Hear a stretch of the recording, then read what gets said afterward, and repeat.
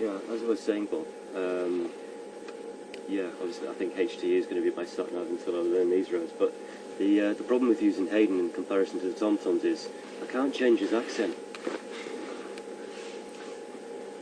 Everyone's a comedian on this vehicle. Well, I'm trying to be a comedian anyway. The Australian accent is a little bit tricky sometimes to understand. This is a nice big herd of, well, breeding herd of buffalo. You can have some nice examples of the males, and you can see a good example of both the male and female. So you'll be able to see quite good examples of the differentiation between them, where the males have got the nice big boss in the middle of their head, which protects them from when they're sparring or fighting, and the females have still got a bit of a boss, but obviously it's not as pronounced, and it's still covered with the fine layer of hair. Can't get my words out this morning.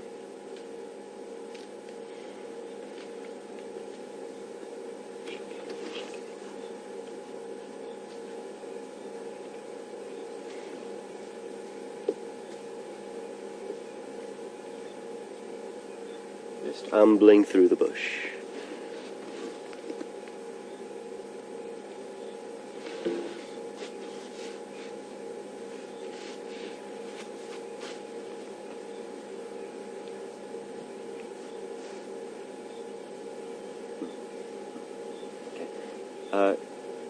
Jason, if you just pan a smidge to your right, you might get a good view. Sorry, Jason, if you just pan slightly to your right, you might get a good. Yeah, that'll do.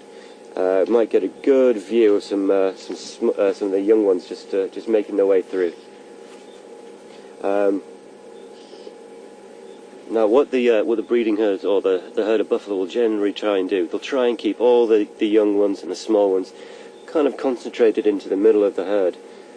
This is a defence tactic, so if there's anything that's potentially going to interrupt them, they'll have this an outside border of buffalo, as it were, that anything will have to actually try and get through, which, to be fair, you don't really want to mess with something that's that large and strong. And these guys are classed as one of the big five.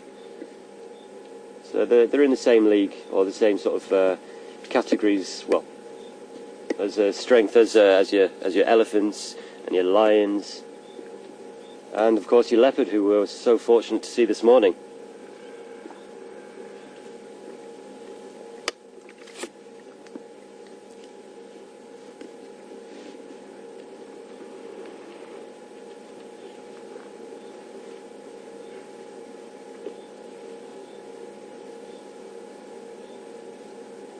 That's a good example of a female there for you.